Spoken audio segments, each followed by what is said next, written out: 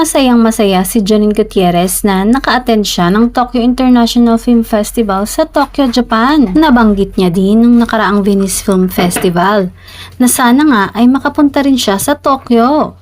Sabi nga ng manager niyang si Ray Lanyada, bumiyahe nga si Janine noong weekend para pa Tokyo para sa nasabing Film Fest.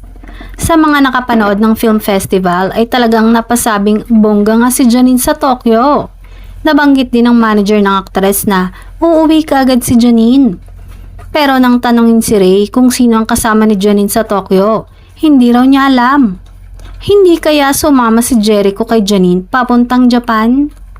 Si Jericho ang rumored boyfriend ni Janine at kahit na sinasabi nilang nasa ligawan stage pa lang sila, ay mas marami ang naniniwalang sila na dahil palagi silang sweet sa mga ganap na pinupuntahan nila para sa promotions ng serye nilang Lavender Fields.